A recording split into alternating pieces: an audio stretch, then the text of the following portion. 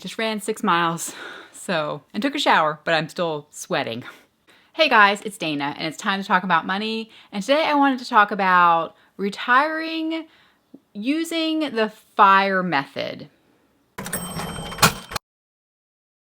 Okay, so for many years now, there has been this whole movement called the FIRE movement. Certain bloggers made it really popular, Mr. Money Mustache and the Frugal Woods. I read the Frugal Woods book recently, by the way, and it was very good. I recommend it. But it's a movement basically but mostly adopted by people in their 20s and 30s. And FIRE is an acronym, of course, everything's an acronym, and it stands for Financial Independence, Retire Early, right? So there's two parts of it. First part is financial independence. Second part is to retire early. And the basis of this whole method is to live extremely frugal and to save really aggressively so that you can retire early, right? And have financial independence, which, again, financial independence can mean many things to you, but in a nutshell, it's to have choices. I see this a lot because I watch a lot of camper videos because I'm into campers, and there's a lot of millennials that have just decided to sell everything, live in these little egg campers, so casitas or scamp trailers, and they just travel around and they do, they have a bunch of little side hustles that help them, I'm sure, financially, but they are living, free. And if you're going to be on FIRE, then you're going to be living mindfully and be really aware of your expenses and only do things that really truly are of value to you. But mindfulness and minimalism, that is also the basis for the FIRE method. And the main premise is to retire early in your 20s, 30s, or 40s, right? Retire in your 40s or even 30 or even sometimes in your 20s. And in order to do that, you have to be aware of your spending, right? Be really aware of your expenses and save as much as you can. I think the Frugal Woods, they had saved 75% of their income to really build up their wealth. So you have to invest. So if you start early and you don't waste money and you live extremely frugal, then you can retire early and find financial independence. So there's two ways to do the FIRE method. You can do the lean FIRE method or the what's called fat FIRE method. So if you are extremely frugal, I think like 90% of the people who follow FIRE are doing the lean FIRE method, which means you live extremely frugally. And they are usually very minimalistic, and the focus is not on earning more, it's on spending less.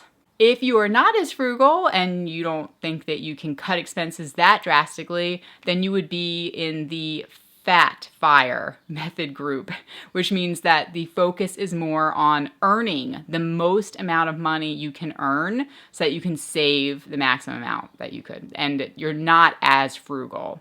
So those are the two ways you can be. You don't have to be super frugal or extremely frugal in order to do this. You just have to, you can be, just earn more. Make your focus be on having multiple side hustles, increasing your earnings, and just work to make as much money as you can, as fast as you can, so that way you can retire early. All right, so in my opinion, it's all about getting out of debt first. You can't retire if you still have debt. You want to get rid of payments, because if you get rid of payments, then you can take your income and you can save the most amount of it that's humanly possible, right? If you have all these payments, if you have debt, you're not going to be able to save a lot of money. So number one, if you're going to be following the FIRE method and you're interested in retiring early, you have got to get out of debt and stop borrowing money. So all the money you make, you can just start saving. So the variables with the FIRE method are your income, your spending, and time, because it's going to require some patience in order to follow this method. So if you have a goal and you know when you want to retire, or maybe it's 5 years, 10 years, 15 years, 20 years, then you know your timeline, you have your goal, And then you can work on your income, and then you can work on saving the amount of money that you need to save.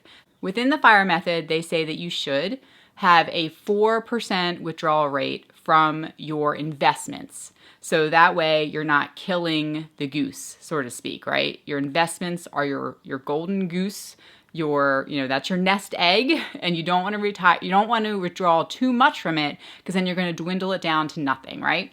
So you only want to take out 4%. So I have a little chart here which kind of shows you how much money you need to have saved if you're going to be spending a certain amount per year.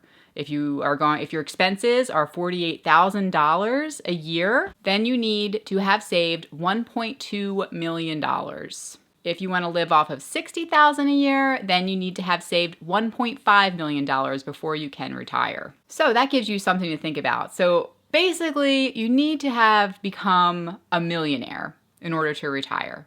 So if you want to retire early, those are the numbers, which means you have to start saving aggressively in an investment account. Hopefully you're choosing mutual funds that have at least a 10% rate of return, and then you can start to build up your nest egg so that you can have financial freedom and retire early if that's what you so desire. Personally, I think it can get really boring to not have any kind of work, not to be giving back to society in any way. But of course, as I always say, choices are the ultimate goal. And to me, that's what financial freedom is having the choice to work or not work, and to choose what kind of work you'd like to do, and not feel that you are enslaved to debt or to other responsibilities, that you have enough money that you can live freely and do what you choose to do within reason. I think frugality is always a good thing. Even if you were a multimillionaire, I don't like the idea of wasting money. Not that you shouldn't enjoy your money when you get to that point.